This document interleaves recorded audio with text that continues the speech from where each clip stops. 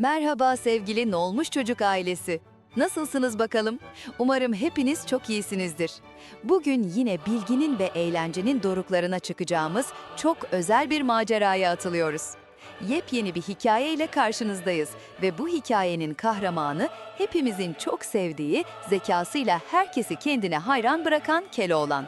Ama durun, bu sefer Keloğlan'ın karşısında öyle sıradan bir düşman yok. Kocaman, güçlü ve biraz da huysuz bir dev var. Sizce küçük Keloğlan bu koca devi nasıl yenecek? Kas gücüyle mi yoksa aklıyla mı? İşte bunu hep birlikte öğreneceğiz. Eğer maceralarımızı seviyorsanız hemen şimdi kanalımıza abone olmayı, videomuzu beğenmeyi ve yeni videolarımızdan anında haberdar olmak için bildirim zilini açmayı unutmayın. Ben Ayşe ve bugün size Keloğlan ile devin zeka savaşını anlatacağım. Hazır mısınız? Öyleyse kemerlerinizi bağlayın çünkü aklın gücünün sınırlarını zorlayacağımız bu hikaye başlıyor. Bu hikaye, Anadolu'nun yemyeşil vadilerinden birinde şırıl şırıl akan derelerin, pırıl pırıl güneşin ve cıvıl cıvıl kuş seslerinin yankılandığı huzurlu bir köyde başlıyor. Köyün hemen yamacında, ulu dağların ardındaysa korkunç bir dev yaşarmış. Bu dev, öyle bildiğiniz minik devlerden değil, koca koca ağaçları kökünden söken, dağları adeta birer kum tanesi gibi yerinden oynatan, yeri göğü inleten sesiyle devasa bir yaratıkmış. Köylüler her gün devin kasabasına basıp ekili tarlalarına zarar vermesinden, hayvanlarını alıp götürmesinden ve en önemlisi de çocuklarını korkutmasından bıkmış, usanmışlar. Ama ne yapsınlar ki dev o kadar güçlüymüş ki kimse ona karşı koymaya cesaret edemiyormuş. İşte tam bu sırada köyün en fakir ama en zeki genci Keloğlan sahneye çıkar. Keloğlan, diğer gençler gibi kaslı, kuvvetli veya zengin biri değilmiş. Hatta saçları bile yokmuş, kelmiş. Ama onun öyle bir hazinesi varmış ki dünyadaki bütün altınlardan daha değerliymiş. Akıl. Evet, Keloğlan'ın keskin zekası, hızlı düşünme yeteneği ve asla pes etmeyen yüreği varmış. Köylüler umutsuzluk içindeyken Keloğlan devin bu zorbalığına bir dur demeye karar verir. Ama nasıl? Bir çırpıda devin karşısına çıkıp dövüşmek mi? Hayır, Keloğlan asla öyle düşünmez. O bilir ki fiziksel güç her zaman kazanmaz. Bazen bir problemi çözmek için kaslardan daha çok beyin gerekir. Tıpkı bir bulmacayı çözerken olduğu gibi. Bir bulmacayı çözmek için kollarımızı değil, beynimizi kullanırız değil mi? İşte Keloğlan da bu prensiple hareket eder. O, devin gücüne karşı kendi zekasını kullanmaya yemin eder. Keloğlan'ın bu cesur kararı köyde fısıltılarla yayılmaya başlar. Kimisi Keloğlan'ı deli der, kimisi ise ona gizlice umut bağlar. Keloğlan ise tüm bu konuşmalara kulak asmaz, gözleri ilerideki devin yaşadığı dağlara kilitlenmiş, zihninde kurnazca planlar yapmaya başlar. O, sadece kendisi için değil, tüm köy halkı için bu zeka savaşını kazanmak zorundadır. Peki Keloğlan bu koca devi zekasıyla nasıl yenecek? Bu koca macera nasıl sonuçlanacak? Hadi gelin Keloğlan'ın devle olan zeka savaşına yakından bakalım ve aklın gücünün nelere kadir olabileceğini hep birlikte görelim. Eminim bu hikaye size de ilham verecek ve problemler karşısında yılmamanız gerektiğini öğretecek. Eminim bu hikaye size de ilham verecek ve problemler karşısında yılmamanız gerektiğini öğretecek. Keloğlan devin yaşadığı dağa doğru yolculuğa çıkar. Yolu uzun, engebeli ve tehlikelerle doludur. Ama Keloğlan'ın yüreğinde korkudan eser yoktur. Sadece kararlılık vardır. Devle yüz yüze geldiğinde Keloğlan selam verir ve devin şaşkın bakışları altında kendinden emin bir şekilde konuşur. Dev, Keloğlan'a tepeden bakar ve koca sesiyle gürler. "Vay, sen misin cüce? Buraya ne cüretle geldin? Seni tek lokmada yutarım." Keloğlan ise hiç istifini bozmadan gülümser ve "Ben cüce değilim dev baba, ben Keloğlan. Duydum ki sen çok güçlüymüşsün, ben de seninle biraz güçlerimi karşılaştırmaya geldim" der. Dev kahkahalarla güler. "Sen mi benimle gücünü karşılaştıracaksın? Gel bakalım, göster bakalım bana gücünü." İşte zeka savaşı böyle başlar. Keloğlan ilk numarasını yapar. Yerde duran bir taşı alır ve deve uzatır. "Dev baba, sen bu taşı sık bakayım, içinden su çıksın." Dev, taşı alır, tüm gücüyle sıkar ama taştan ne su çıkar ne de başka bir şey. Hatta taşı biraz bile ezemez. Dev şaşkınlıkla Keloğlan'a bakar. Keloğlan ise cebinden önceden hazırladığı bir parça peyniri çıkarır. Sanki o da bir taşmış gibi sıkar ve peynirden sular damlamaya başlar. "Gördün mü dev baba, ben senden daha güçlüyüm. Taşı sıktım, suyunu çıkardım." Dev gözlerine inanamaz. Kendi güçsüzlüğüne şaşırır. İçinden "Bu küçük adam nasıl bu kadar güçlü olabilir?" diye düşünür. Bu, devin kendine olan güvenini sarsan ilk darbedir.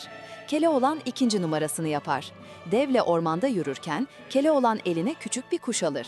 Deve döner ve "Dev baba, ben bu kuşu öyle bir uzağa atarım ki ta dünyanın öbür ucuna gider, sonra da geri gelir." der. Dev alaycı bir şekilde güler. "Hadi oradan, saçmalama."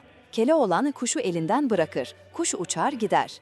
Keloğlan da deve döner. "Şimdi sıra sende dev baba. Sen de bir taş at bakalım, ne kadar uzağa atabileceksin." Dev en büyük taşı alır, tüm gücüyle fırlatır. Taş birkaç yüz metre öteye düşer. Keloğlan kahkahalarla güler. "Aa dev baba, bu kadar mı? Benim kuşum ta dünyanın öbür ucuna gitti. Seninki burnumuzun dibine düştü. Ben senden daha hızlıyım." Dev yine şaşkınlık içindedir. Bu küçük adamın hızı ve gücü karşısında kendi devasa bedeninin hantallığını hisseder. Bu da devin kendine olan güvenini bir kez daha sarsar. Keloğlan'ın üçüncü ve belki de en kurnazca numarası gelir. Akşam olmuştur, devle Keloğlan ateşin başında oturmaktadırlar. Keloğlan, "Dev baba, ben öyle bir balta sallarım ki o balta ta aya kadar gider, sonra da geri gelir. Ama şimdi hava karardı, yarın sabah göstereyim sana gücümü." der. Dev meraklanır. "Ne yani, sen benden daha mı güçlüsün?" Keloğlan gülümser. "Elbette, ama benim baltam burada değil, gidip almam lazım. Sen istersen şu koca ağacı bir dene bakalım, yerinden sökebilecek misin?" Dev, Keloğlan'ın dediğini yapar. Koca bir ağaca sarılır, tüm gücüyle asılır, çeker, iter ama ağacı yerinden bile oynatamaz. Yorulur, terler içinde kalır. Keloğlan ise yan tarafta keyifle oturmuş, devin bu çabasını izler. Sabah olduğunda Keloğlan deve döner, "Dev baba, dün akşam çok yorulmuşsun, ben de sana bir güzellik yapayım. Benim öyle bir uykum var ki 3 gün 3 gece uyurum da uyanmam. Sen de benimle uyku yarışına girmek ister misin?" Dev, Keloğlan'ın bu teklifine şaşırır. "Ne yani, sen benden daha mı uzun uyuyacaksın?" Keloğlan başını sallar. "Elbette, hadi bakalım kim daha uzun uyuyacak?" Dev, zaten yorgun olduğu için bu teklifi kabul eder. Gözlerini kapatır ve derin bir uykuya dalar. Keloğlan, devin uyumasını bekler, bir süre sonra devin horlamaları tüm vadiyi inletmeye başladığında Keloğlan usulca yerinden kalkar, yavaşça ve dikkatlice devin ellerini ve ayaklarını etraftaki sağlam ağaçlara sıkıca bağlar. Ardından devin koca ağzına büyük bir bez tıkar ve devin uyanmasını beklemeye başlar. Bir süre sonra dev uyanır ve ne olduğunu anlayamaz. Hareket edemez, konuşamaz. Keloğlan devin karşısına geçer ve "Gördün mü dev baba? Zeka her şeyden daha güçlüdür. Sen kaslarınla beni ezmeye çalıştın ama ben aklımla seni alt ettim. Şimdi söz ver ki bir daha bu köyün insanlarına, hayvanlarına zarar vermeyeceksin. Eğer söz verirsen seni serbest bırakırım." der. Dev çaresizce başını sallar, Keloğlan'ın dediğini yapacağına söz verir. Keloğlan devin bağlarını çözer ve dev köyü terk eder, bir daha da geri dönmez. İşte Keloğlan, zekası ve kurnazlığı sayesinde koca bir devi yenmeyi başarır ve köyünü büyük bir beladan kurtarır. Keloğlan'ın devle olan bu zeka savaşı bize çok önemli bir ders veriyor, değil mi sevgili çocuklar? Bu hikayeden anladığımız en önemli şey ne biliyor musunuz? Kas gücünün, fiziksel büyüklüğün veya sahip olduğumuz eşyaların değil, aklımızın, zekamızın ve doğru zamanda doğru kararlar verebilme yeteneğimizin en değerli hazinemiz olduğudur. Keloğlan, devden çok daha küçük, çok daha zayıf görünmesine rağmen zekasıyla koca devi alt etmeyi başardı. Tıpkı bir satranç oyununda olduğu gibi. Satrançta en güçlü taşlar değil, en zeki hamleleri yapan oyuncu kazanır, değil mi? Hayatta karşımıza çıkan zorluklar bazen dev gibi büyük görünebilir. Okuldaki zor bir sınav, arkadaşımızla aramızdaki küçük bir anlaşmazlık veya yeni bir oyun öğrenirken karşılaştığımız engeller. Tüm bunlar bize dev gibi büyük görünebilir. Ama Keloğlan'ın bize gösterdiği gibi bu zorlukların üstesinden gelmek için kaslarımızı kullanmamıza gerek yok. Bunun yerine durup düşünmeliyiz, problemi anlamaya çalışmalıyız, farklı çözümler üretmeliyiz ve en önemlisi asla pes etmemeliyiz. Her birimizin içinde tıpkı Keloğlan gibi bir zeka ışığı var.